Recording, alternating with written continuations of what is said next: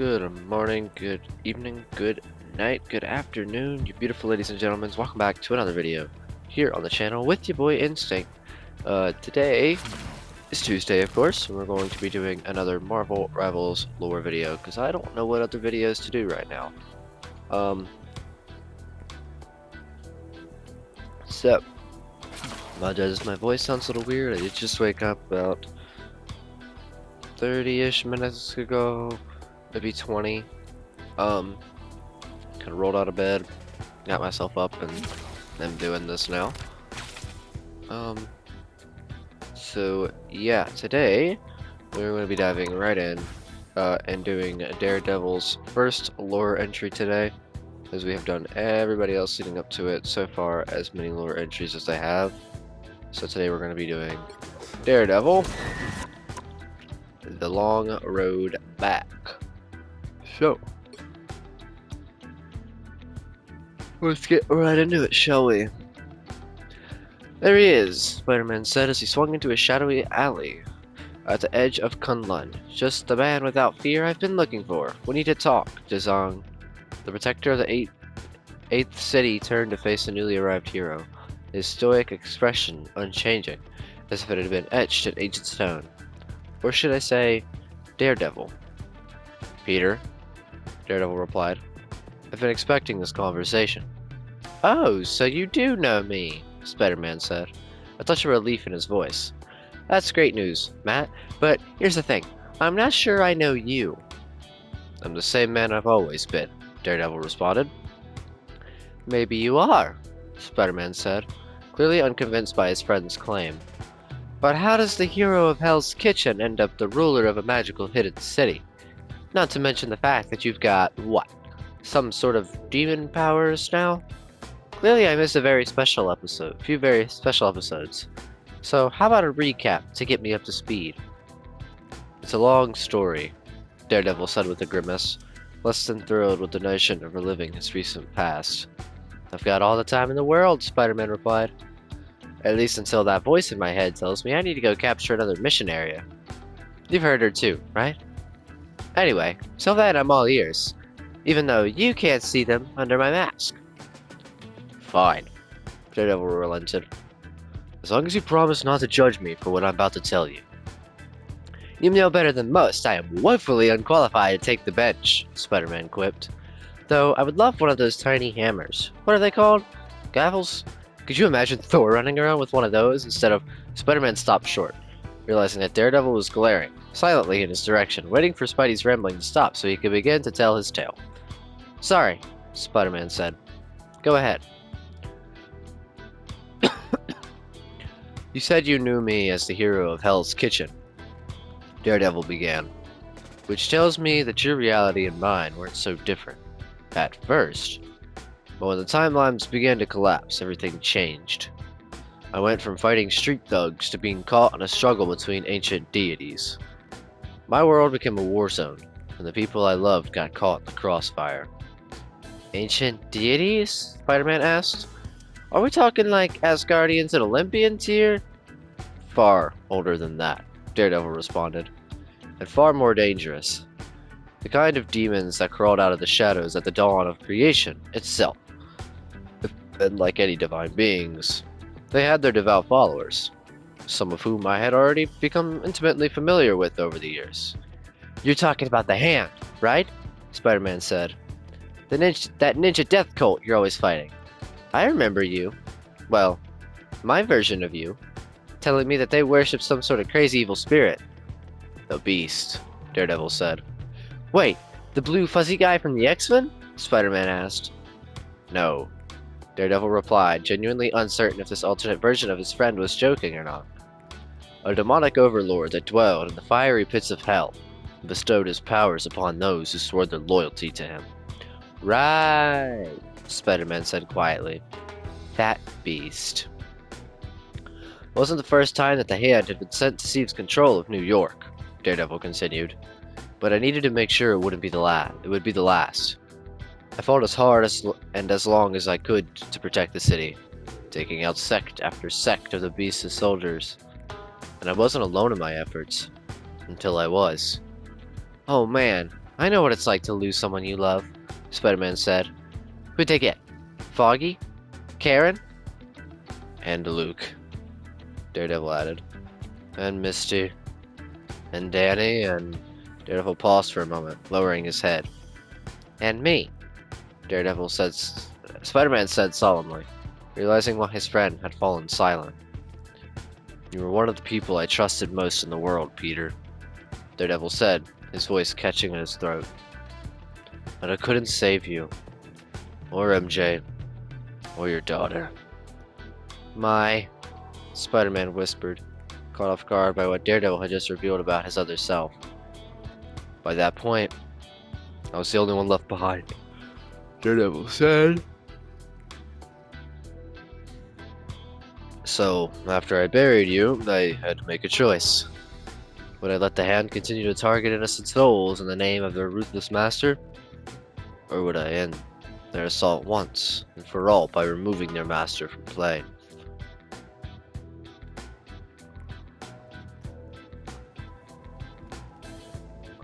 Ooh!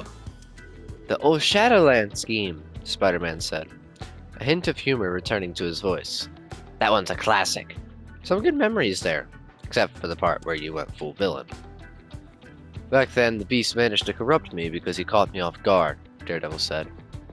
This time, I knew what I was up against, and I planned to be the one in control. And so I made the choice to descend into hell and face him directly. I'm all for facing my demons, Matty, Spider-Man said, but maybe not quite so literally. I'm not sure my world Spider-Man would have agreed with you, Daredevil responded. He was willing to make a deal with Mephisto himself to save his marriage and his daughter.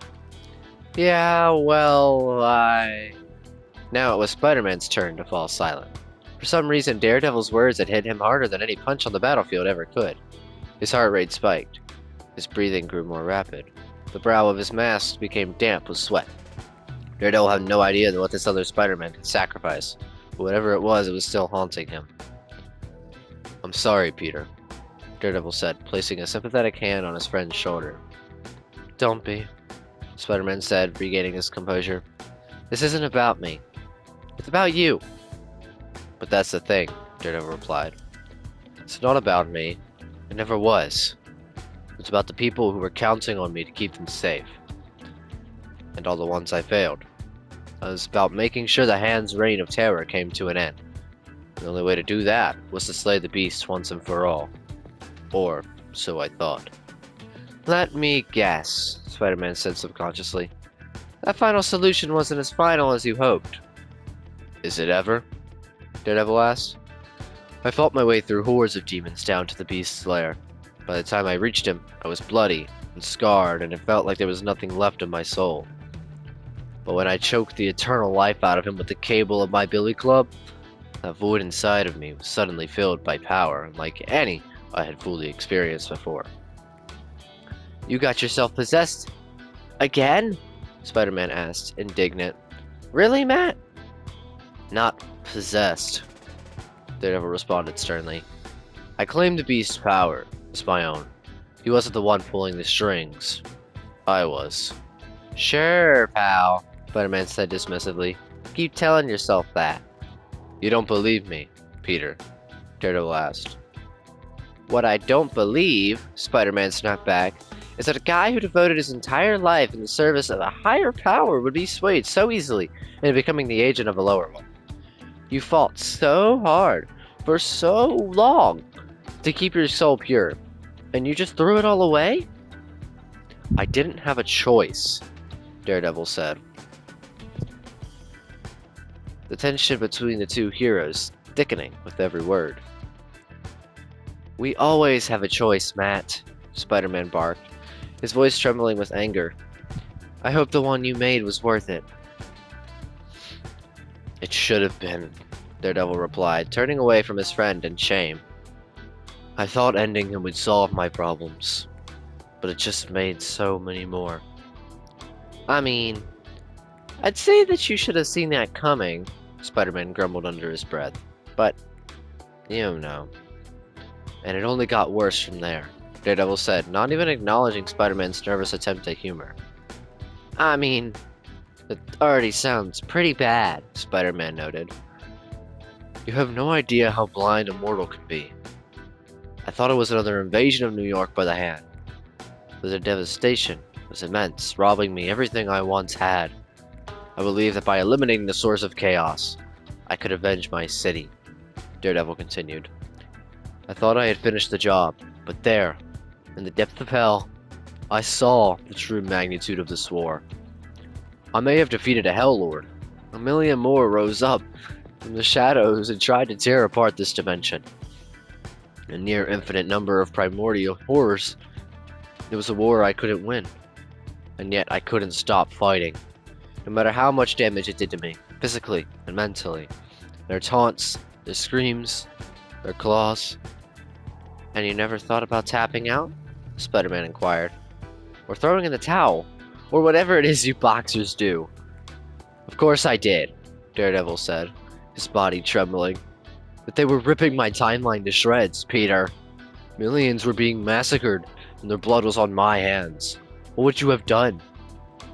Spider-Man resisted the urge to lighten the tone with another joke. He could see that, even just recounting these events, Daredevil was barely clinging to the edge of sanity. I don't know. A long hush followed before Spider-Man finally spoke again. So you went to hell, and almost became another casualty in your reality's demon war, Spider-Man said. I get that part, but it still doesn't explain how you ended up the mayor of Kunlun's shadiest suburb. One of the divine creatures that the beast had imprisoned was a dragon spirit named Yinglong, Daredevil said. He wasn't like the others.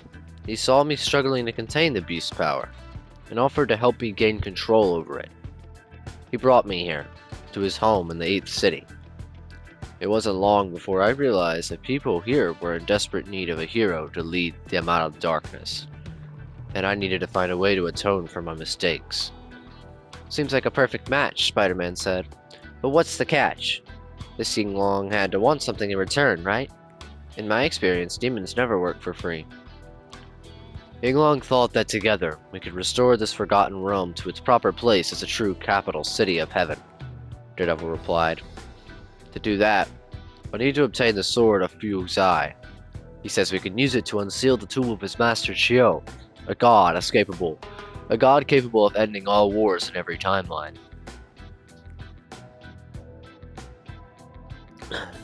Sounds almost too good to be true, Spider-Man said. In your professional opinion, counselor, what's that usually mean? That it isn't true, Daredevil answered. I'm well aware that something doesn't quite add up, Peter. Especially since the sword of Fu's Eye is currently embedded within the arms of Kunlun's chosen protector, Iron Fist.